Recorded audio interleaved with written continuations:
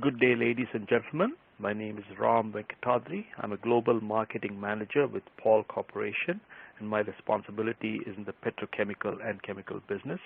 I've had 9 years with Paul Corporation and 25 years overall in the industry.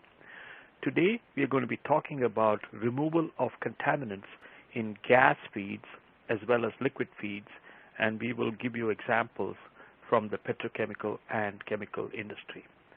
I want to remind you that on the left-hand side of your screen, you have a dialog box. And if you have any questions for me, please send them to me and I'll try and answer them at the end of this webinar when we have some time. In today's webcast, we will cover the basics of filtration, depth filters and pleated filters that are used in this industry, as well as separation devices known as coalescers. There are two types of these devices. One is the liquid gas coalescer, the other is a liquid-liquid coalescer.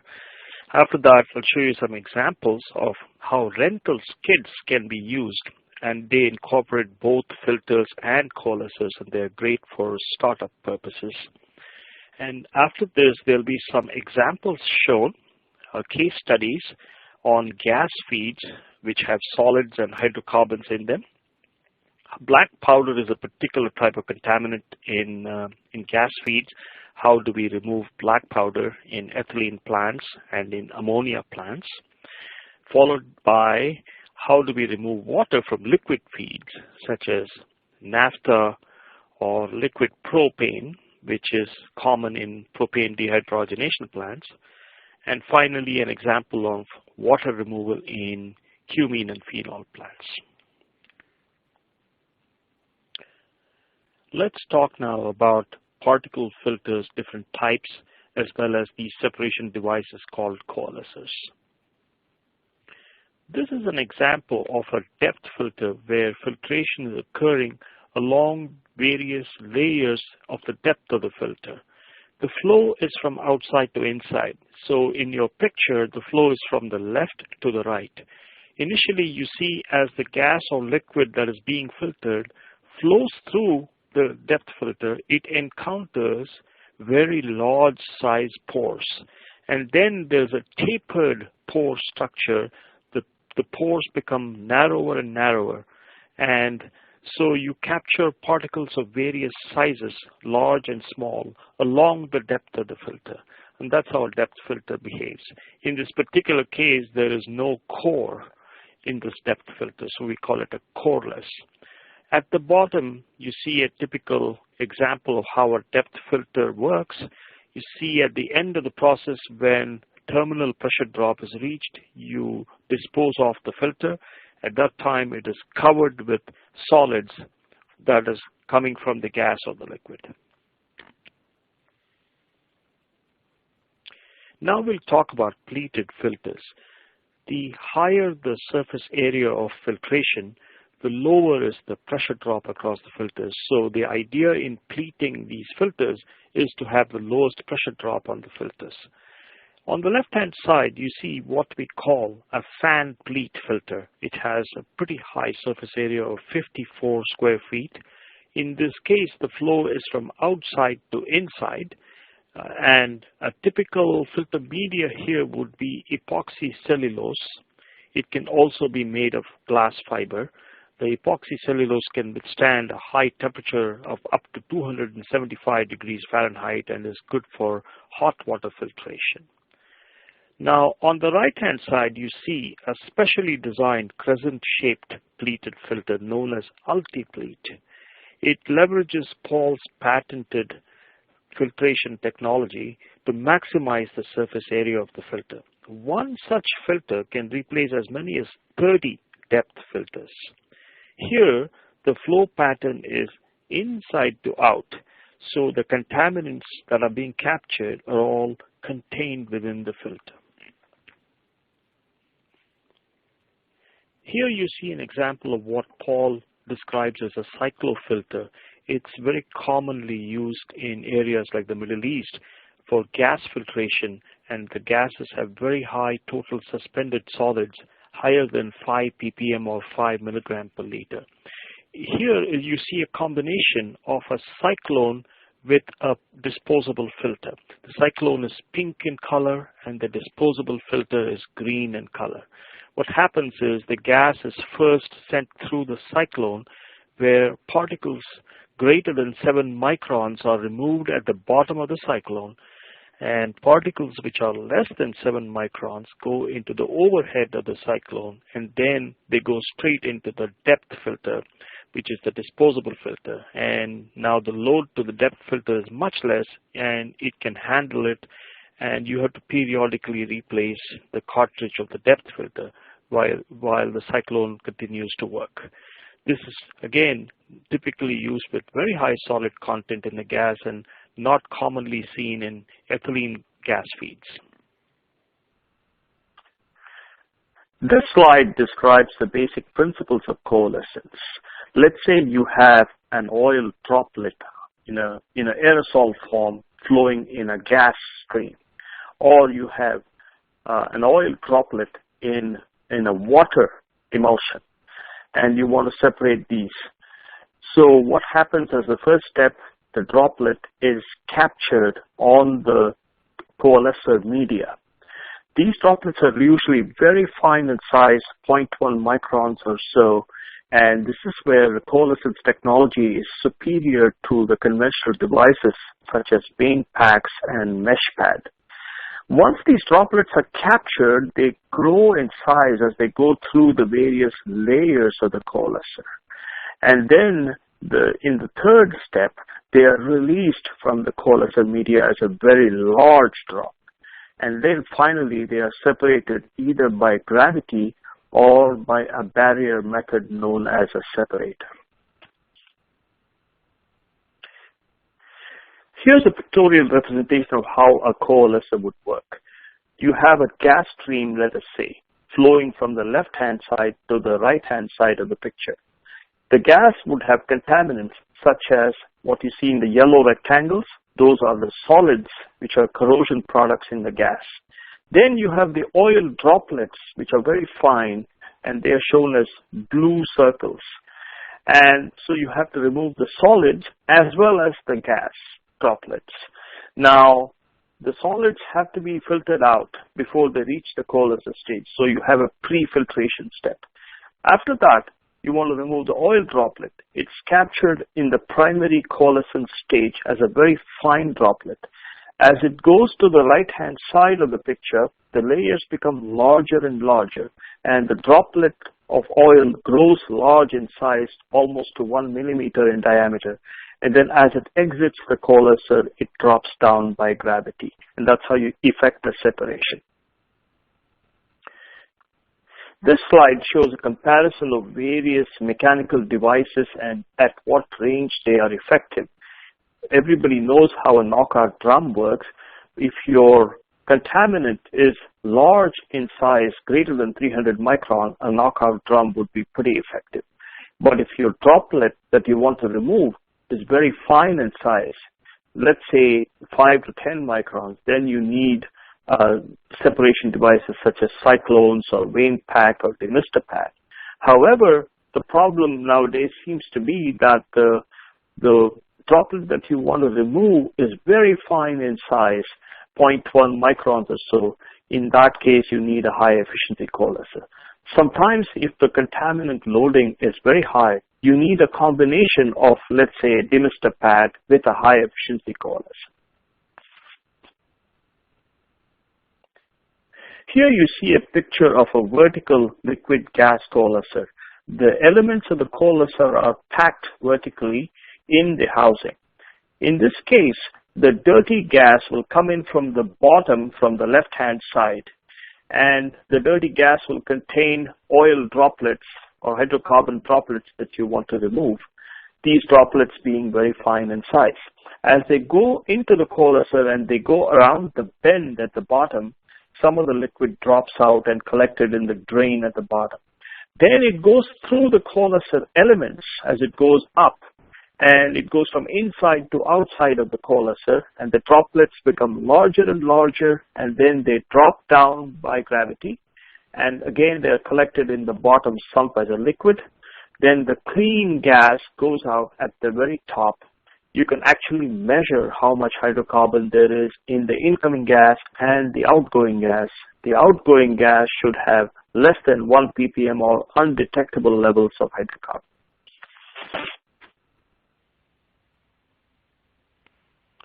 On the left-hand side, you see a picture of a pilot unit with a small liquid gas coalescer in it.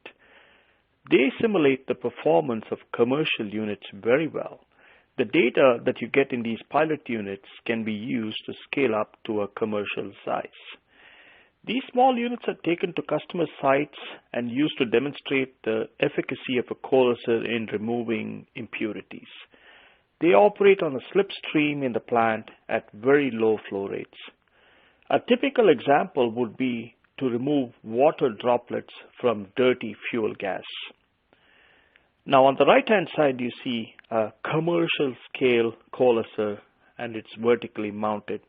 You can see the size of the coalescer in relation to the unit that it is protecting. Here you see a typical liquid gas coalescer known as Seprasol Plus that is sold by Paul. It is normally used in standard applications which are listed here on this slide. The first one would be to protect furnaces from feed gas aerosols and also from solids in the gas. It will also be used to protect compressors and turbines if your gas going to those units have impurities in them. Also used to protect molecular sieve dryers and catalyst beds from impurities such as water. It is also commonly used in dirty fuel gas cleanup. If your fuel gas has hydrocarbons in it and it's going to a low NOx burner, it will cause the carbon deposits will cause the burners to melt and create maintenance issues.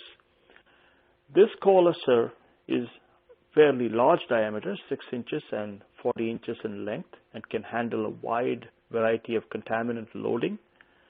And it is very heavily surface treated. That's why it is hydrophobic and oleophobic, and it facilitates drainage of the liquid that you're trying to remove. Until now, we were talking about liquid gas coalescents. Now let's shift gears a little bit and look at liquid-liquid emulsions and how we break those emulsions. On the left-hand side of the picture, you see a water and oil emulsion where there are water droplets as the discontinuous phase going around in oil, which is the continuous phase. Unfortunately, there's a third component which is commonly found, and it's a surfactant. And surfactants attach themselves selectively to the water droplets, thereby preventing them from coming together, and they create a very stable emulsion which is hard to break. If you look at the right-hand side of the picture, you have a typical oil in water emulsion where oil is the discontinuous phase and water is the continuous phase. Once again, the surfactant stabilizes the oil droplets, and this is why we need a high-efficiency liquid-liquid coalescer to break these emulsions. This is a very busy slide that describes the principles of separation. Interfacial tension is an important parameter that describes the stability of an emulsion. If your interfacial tension is less than 5 dynes per centimeter or even 10 dynes per centimeter, emulsion is very stable since the droplet sizes are small. If you have a conventional glass fiber coalescer, it gets disarmed or non-effective by the use of a surfactant. But if you have a highly surface-treated polymeric coalescer, then it will not be subject to disarming and it will work well. It should last 1 year in most of the applications before it is replaced. Typically, it is used to remove free water or free hydrocarbons from another emulsion. Please keep in mind that these coalescers remove free water or free hydrocarbons, not dissolved water or dissolved hydrocarbons. When it comes to water, typically we use a specification of less than 15 ppm free water coming out of the coalescer and less than 20 ppm of free hydrocarbon coming out of the coalescer. and these are measured by various techniques. They are shown here. AquaGlow is used for the water, and EPA 1664A is a typical test for measuring oil and grease.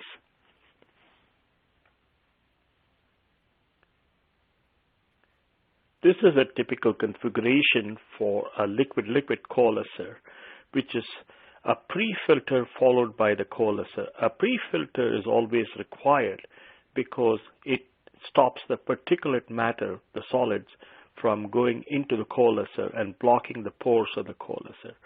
The pre-filter shown in this picture is vertical in configuration, but it can also be horizontal. The pre-filter can be a depth filter, or it can be a highly pleated filter with high surface area, and we discussed that earlier. As for the coalescer, it is typically a highly surface treated one, and it is used to remove free water or free hydrocarbon. Now in this picture we show a horizontal design, which is typically used for low interfacial tensions, but it can also be a vertically mounted coalescer. Here you see a more detailed picture of a liquid-liquid coalescer. On the left-hand side, you see the pre-filtration step. It could be one step or it could be two steps of pre-filtration to remove the solids before they go into the coalescer. Once you remove the solids, the emulsion goes into the coalescer. The flow is from inside of the coalescer to the outside. The discontinuous phase comes out as a large droplet on the outside, and then the continuous phase goes through. And then you see a large settling zone for the discontinuous phase to collect and then separate. So let's take an example of an ethylene quench water where you're trying to remove oil from the water. The oil is collected in the separation zone, and the light oil and the heavy oil are separated in the two sumps that you see there, and then the clean water flows through, which has less than 20 ppm free oil. In this picture you see a very versatile liquid-liquid coalescer available in the market. It's known as the FaceSep coalescer. It is made of fluorocarbon material, so obviously it's very highly surface treated. The end caps can be of stainless steel or of fluorocarbon. It can withstand a temperature up to 300 degrees Fahrenheit, so it's useful for the higher temperature applications. Another nice feature about it is it can withstand a very wide range of pH and chemical compatibilities. So for example, it is used in hydrogen peroxide industry and in cumene phenol industry and all other aggressive chemicals.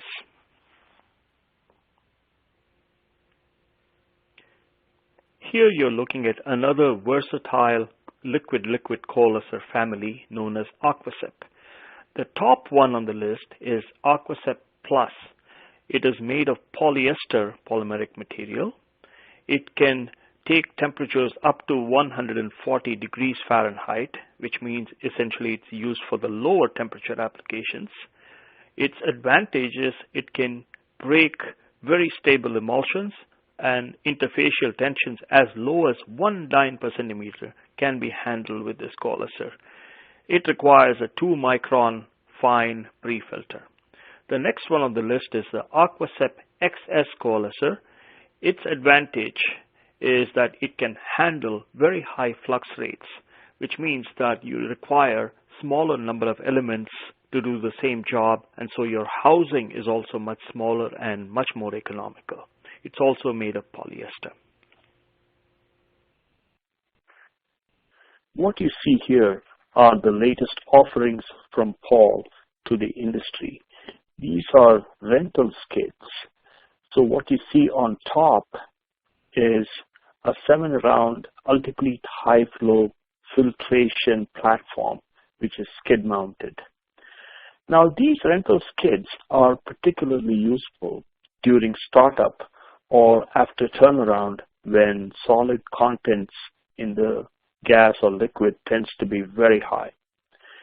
It can also be used anytime as well if the customer does not have a capital expenditure budget and wants to rent filtration units on a monthly basis. So on the top you have 2 parallel vessels, each containing 7 of these high flow filters, skid mounted. It can be operated one in and one out, or it can be operated in parallel, so you use up all the 14 elements there. Now, it's got a lot of features. It's horizontally mounted, so you can change out filters very easily. It can withstand pretty high pressures, 450 psi, and you can put in any micron cartridge that you like there, depending on your requirement. On the bottom, you see a picture of a skid-mounted system, which can be a filter and can also become a coalescer. More on that on the next slide.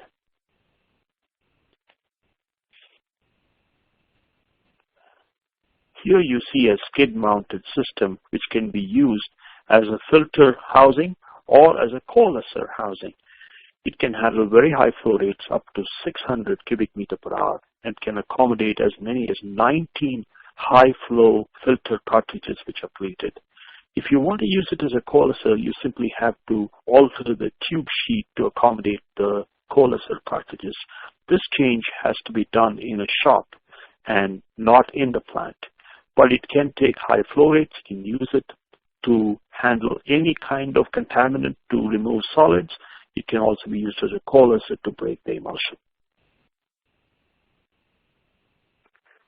Now let's talk about typical applications. First, we will focus on contaminant removal from gas feeds. These contaminants can be solid impurities, or they can be hydrocarbons, or a combination of both. A number of case studies have been discussed. Let's look at some of the solid contaminants that you find in typical gas feeds, such as natural gas feeds or shale gas feeds. They are known as black powder. It's a generic term given to iron sulfide, iron oxide, iron hydroxide, magnetite, and other iron compounds, which are typically corrosion products that are being formed in the pipeline. Now, if your pipeline happens to be very long, or if the gas has acidic components such as H2S, or if the temperature is very high, as you often see in the Middle East, then you're going to have a lot of black powder formation. When you pig the pipeline in order to clean it, these black powder particles get transferred into the gas phase. So if the gas goes downstream into an ethylene furnace, a cracking furnace, then it accelerates coke formation in the furnace. So black powder is a serious problem to deal with. Another issue is it's fairly fine in size, typically less than 10 microns. This slide indicates some of the damage that black powder can cause on ethylene furnaces. As mentioned on the last slide, these iron compounds are coke promoters, so the more coke that is rapidly formed in the furnace, the more times you have to clean the furnace, so the decoking cycle becomes shorter and shorter, which is a major and serious economic issue. Then we have furnace efficiency dropping whenever you have the pipelines being pigged. What happens is that you get a slug of black powder coming into the furnace, and immediately you see a spike in coking of the furnace.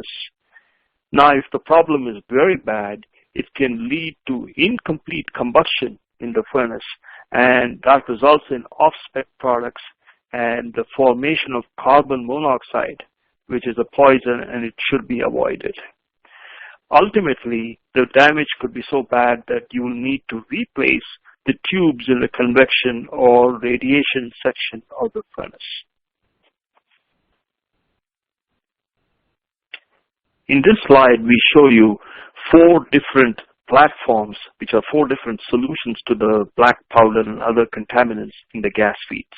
The first, the simplest solution is to use a depth filter or a highly pleated high surface area filter. Usually that is sufficient to do the job.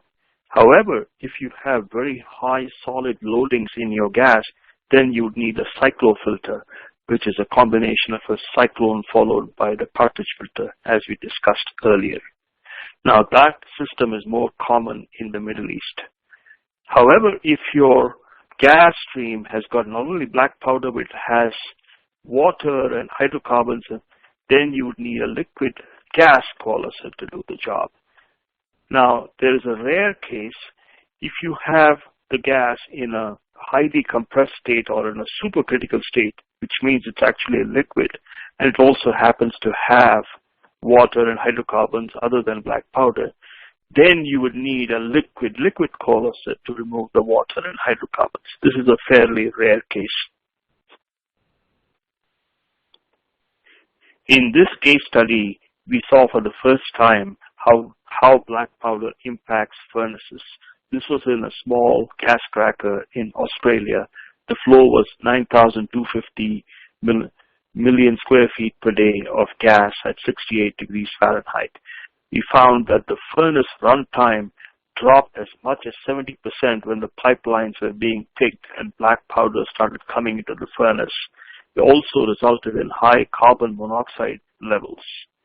So the solution was to have a housing with 7 pleated cartridges in it. And these cartridges operate very well in the gas phase and 99.99% removal at 0.3 micron. We found that after it was installed, the furnace runtime improved dramatically and CO formation was stopped. And the customer got a return on investment in just 3 months.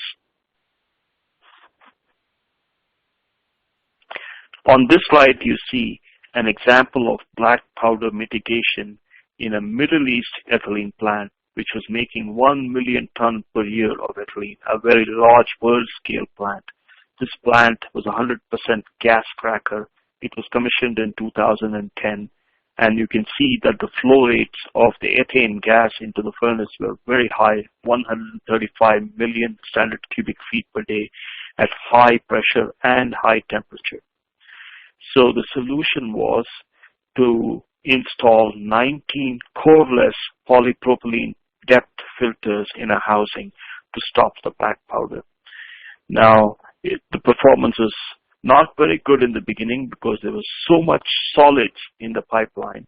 These depth filters were being changed once a week, but now the situation stabilized after some time, and now we're getting as much as 6 months run length of these depth filters before they are changed out. Because they happen to be coreless, they are fairly easy to change out. All you have to do is pull them out of the semi-permanent core and replace them with a brand new filter.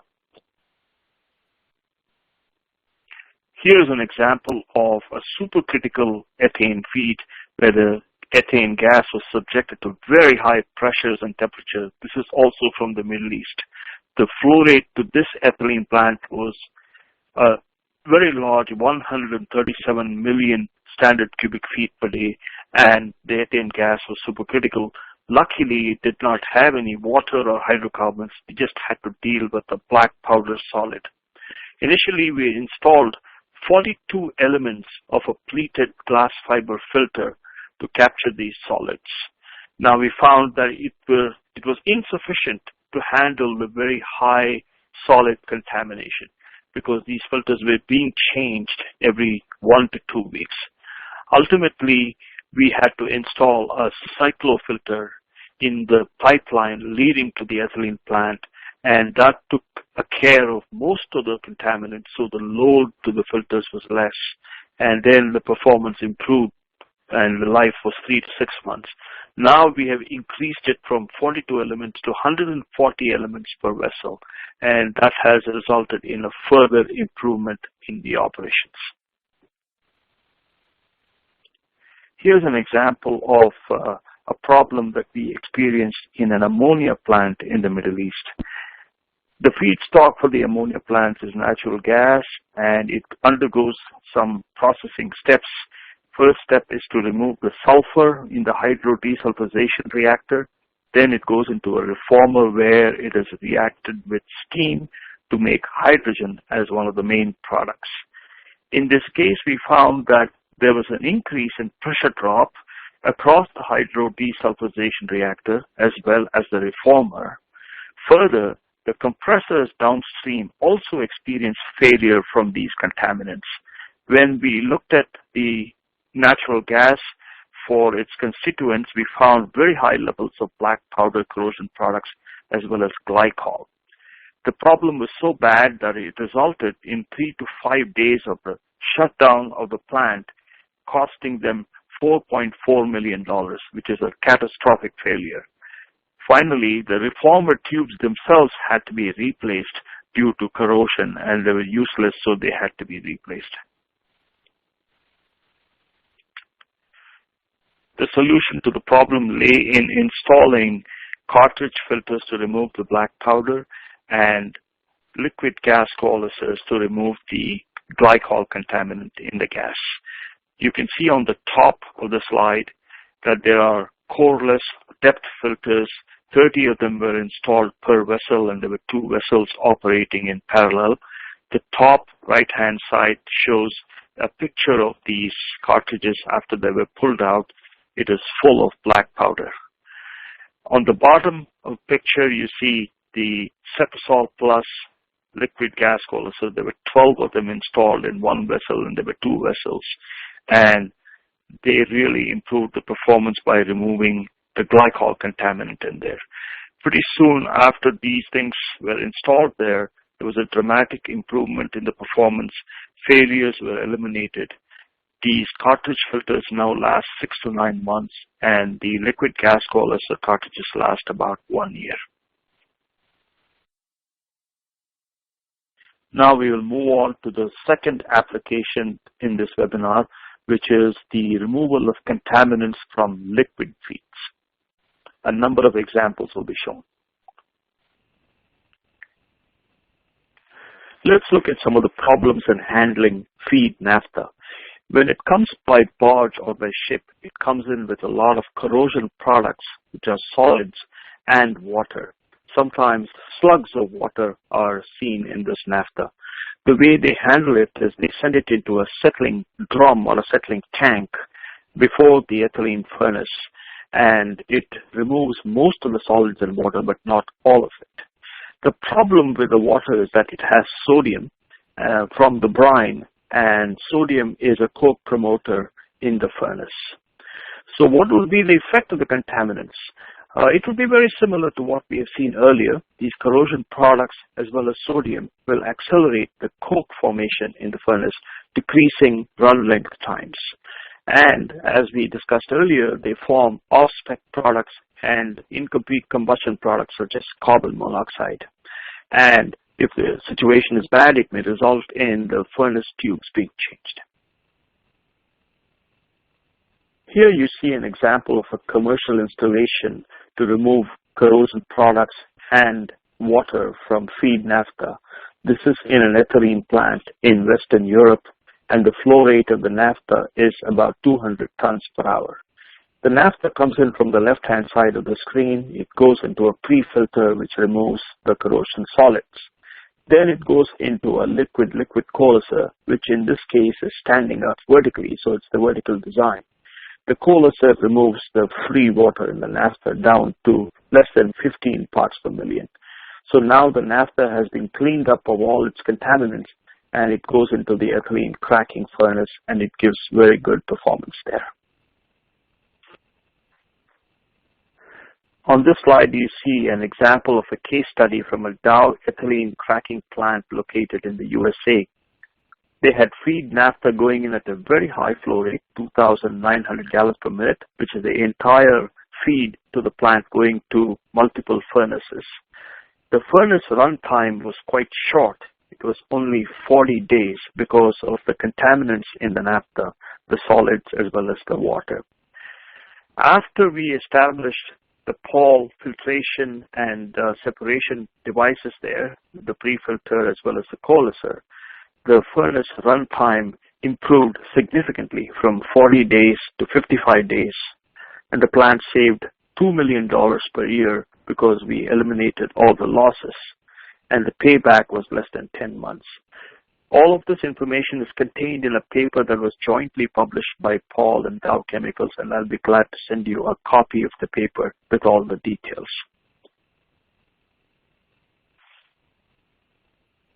Here's an example of water removal from liquid propane in a propane dehydrogenation plant better known as PDH.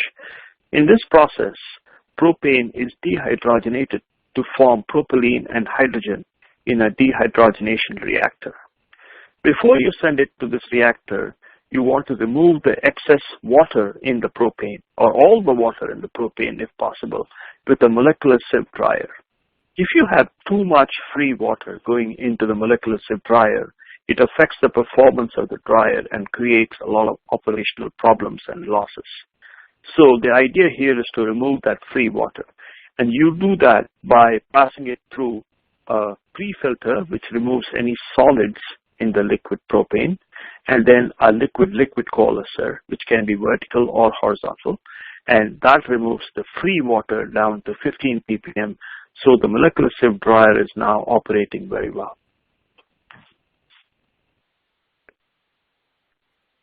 Here's an example of water removal in phenol production, a petrochemical process where cumene is oxidized with air in an oxidation reactor to form cumene hydroperoxide, which is then neutralized, and ultimately you get phenol and acetone as the main products. Now please focus on the left-hand side of your screen. There is application 1A. Here you have the reactant cumene coming in. It will have solids, but it may also have water and caustic from contamination upstream. And before it goes into the oxidation reactor, you have to remove the solids and especially the water. So we do that with a pre-filter and a liquid-liquid coalescer. There's application 1B, where you have recycled cumene going back into the oxidation reactor. Now, that also has water and caustic in it. And again, we use the same liquid-liquid coalescer technology to remove the water and caustic. These are typical examples of how you use a coalescer to improve operations.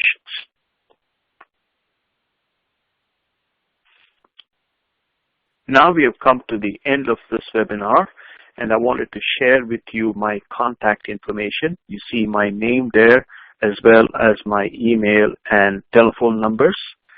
This recorded webinar will be available to you for 1 full year. You will have access to it anytime you want. You can listen to it, and I look forward to hearing from you.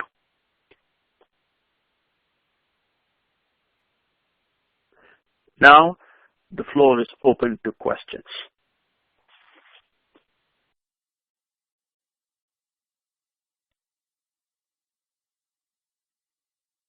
So good morning, ladies and gentlemen, or good afternoon, wherever you are. I have a few questions here from the audience. There are 4 questions, and I would like to read out the questions as well as try and provide answers to them. The first question was, you showed us some examples of use of liquid-liquid coalescers in the chemical and petrochemical industry. Can you mention some other examples that you did not show? Well, there are many examples of liquid-liquid coalescer usage. One was the quench water application in ethylene plants that I alluded to during the presentation. There you're trying to remove free oil, which is pyrolysis gasoline, from the process water at elevated temperatures. So that's a major application. Then you have aromatic plants where you're trying to make benzene, toluene, and xylene. Here you have an example of removing free water from the hydrocarbon, which is the gasoline. So it's the opposite of the quench water. If you go to ammonia plants, you will see the oil from the compressors that are leaking into the liquid ammonia product, and we need to remove this oil from the liquid ammonia. Once again, we use a special liquid-liquid coalescer to do that job. I can think of another example. In China, we have the coal to liquid processes, methanol to olefins, etc. There you have coalescer being used to remove oil from processed water. It's somewhat similar to the quench water application, but of course the application is very different. So here, those are some of the examples I can think of right away. If you go, now the next question here was a similar question for the liquid gas coalescers. Can you mention some of the main applications of liquid gas coalescers in the chemical industry? Sure. We talked about the usage of liquid gas coalescers to remove hydrocarbons. Now, the most common application really is to protect burner tips to furnaces from fouling. If you remove the contaminants in the fuel gas going to the burner tips, you will remove the cause of the contamination on the burner tip, and you will extend the life of the burner tip and make the furnace more efficient. Another use is a molecular sieve dryer. We protect the dryer with a liquid gas coalescer. If a gas is going into the dryer with lots of water or hydrocarbons in it, you want to remove the excess free water before it goes into the dryer. So again, you protect the life of the dryer. You protect the dryer itself by putting a liquid gas coalescer on the gas stream, so it removes the water before it goes in there. Another example is protection of compressors and turbines from contaminants in the inlet gas. There's also other examples from amine absorbers, which are used to absorb CO2 gas, and amine absorbers might have some hydrocarbons in it. So those are typical examples for liquid gas coalescer. Okay, I have a very interesting question here. He said, you discussed the importance of removing black powder in feed natural gas. Is this important only in the Middle East, or do you see its use in North America too? Well, that's a very interesting question. The extracted shale gas that you use nowadays is stored normally in underground storage tanks known as salt domes. Now, from these domes, it picks up diesel and brine and other liquids, and if you don't do anything about it, it goes straight into the furnace and causes problems in the radiation section. So you have to remove the solids as well as these liquids from the shale gas. So we have a number of ongoing projects. So yes, it is important in North America too. One more question here for you before we go. We have filters that are supplied as part of our compressor design package when the piping is installed. This filter is located just before the processing plant. I don't know the rating of the filters. How can we determine that these filters are working well? Well, it's not possible to obtain field measurements with just one condition. One measure of the filter performance is the increase in pressure drop across the particulate filter, which is collecting the fines and beginning to foul. So another way to do that would be to remove the deposits collected on the filter and then analyze them to see what kind of contaminant there is. But that will take a long time. So the pressure drop would be probably the easiest way to see if a particular filter is plugging or not. Okay, ladies and gentlemen, those are the questions I have. And so we'll say goodbye to you at this time. Thank you.